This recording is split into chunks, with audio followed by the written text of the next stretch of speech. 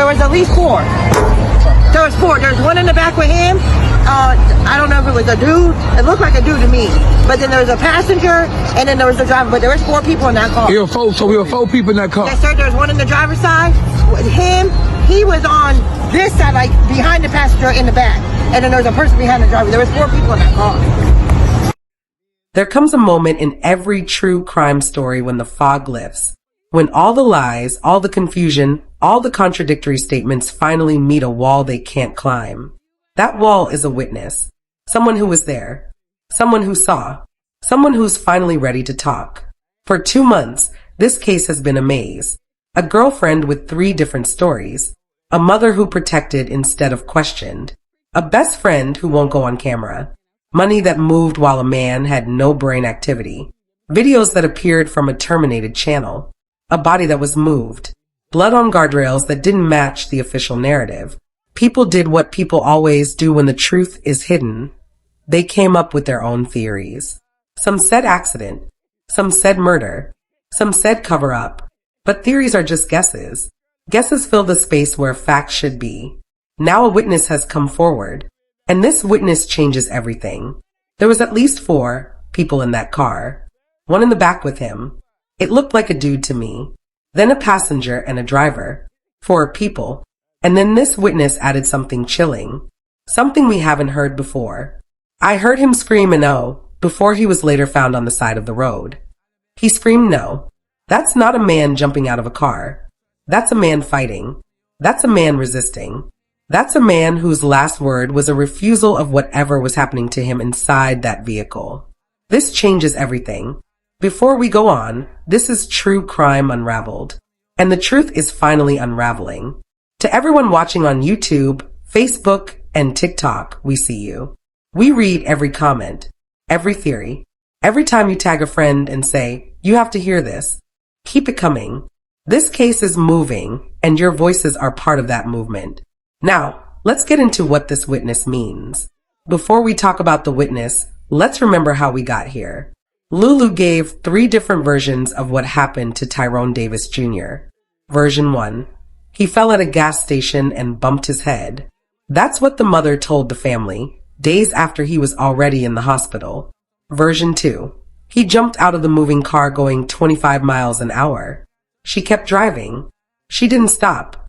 She didn't look back. She drove to a Circle K and waited for him to meet her there. Version 3. He stepped out of the car, didn't look back, maybe tripped on his own feet. 3 stories. 1 dead man. 0 phone calls to his father. And here's the part that never made sense. If you love someone, if you're driving and they jump out, what do? You stop. You slam the brakes. You run back. You don't keep driving to a gas station and wait for them to catch up like they're running late to dinner. That's not love. That's not panic. That's something else entirely. And then there's the Circle K. Polo went there. He stood where Lulu claimed she stood. He looked at the angle, and he proved it's impossible for her to have seen the EMTs coming from that location. The EMTs came from the opposite direction. Mathematically, her story doesn't work. Recently, Lulu posted on Instagram revealing that Jason, Tyrone's best friend, was in the hospital. She never mentioned that before. Not to police. Not to family. Why reveal it now in an Instagram post? Because the truth leaks, even when you're trying to control the narrative. And then there's the mother, Rena Demps. When the family finally got involved, when they demanded an autopsy and an investigation, Rena told police that Lulu is a model girlfriend. A model girlfriend. Your son is dead. His girlfriend gave 3 different stories. She didn't call you. She left him on the road.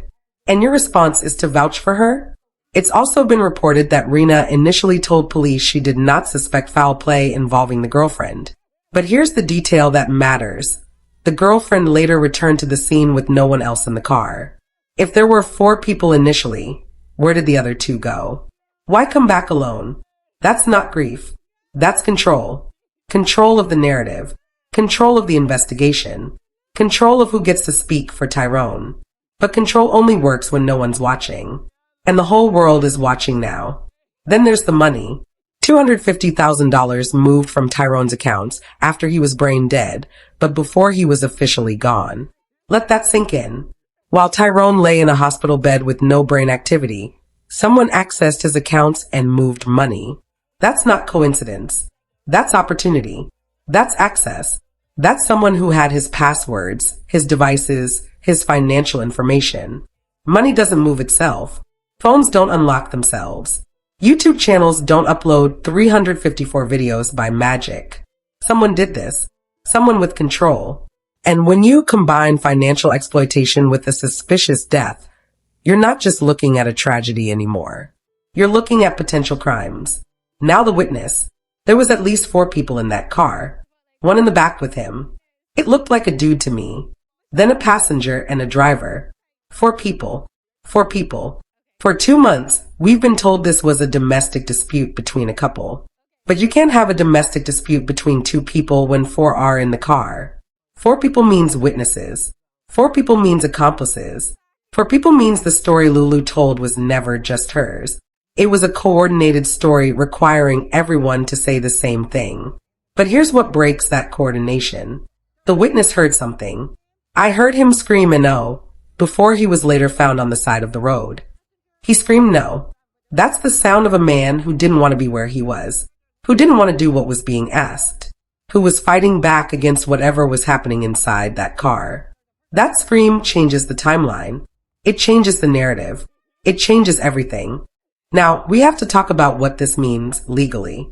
Based on what's coming out, here are the types of charges that could potentially be considered in a situation like this.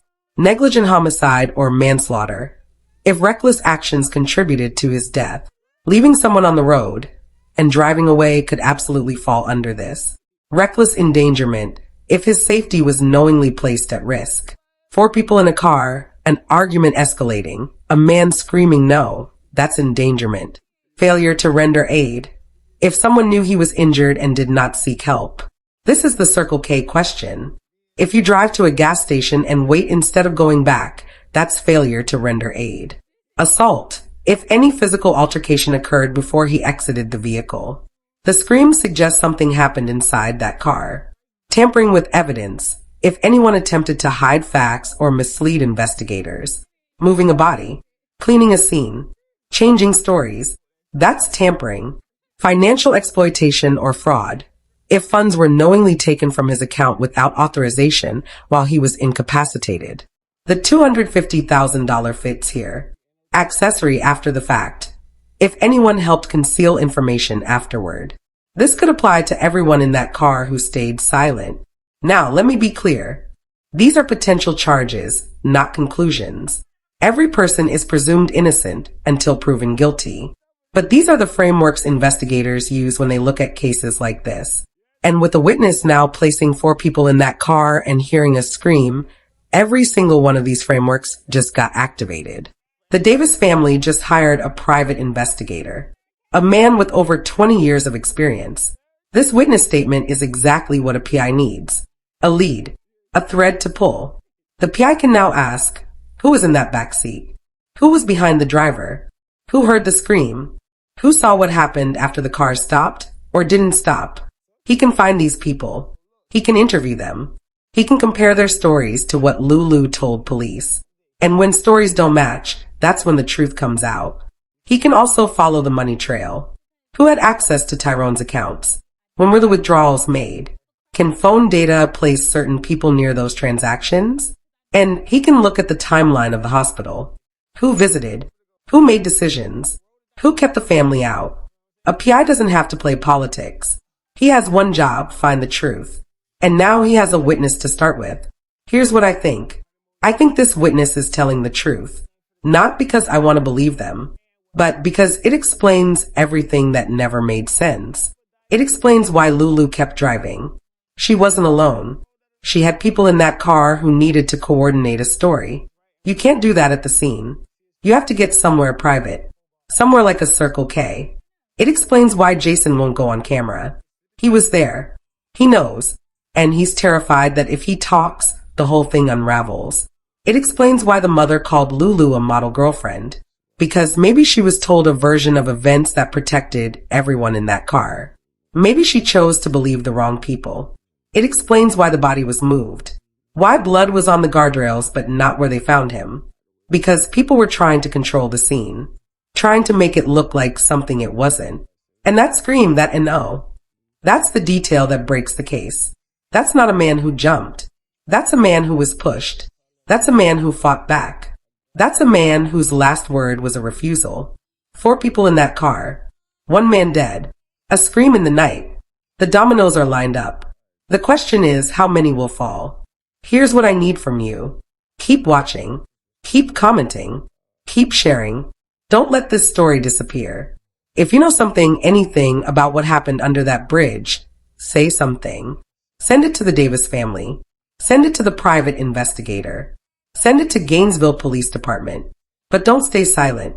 The witness spoke. Now it's time for others to do the same. This is True Crime Unraveled. On YouTube, we're at True Crime Unraveled. On Facebook and TikTok, it's True Crime Unraveled TV.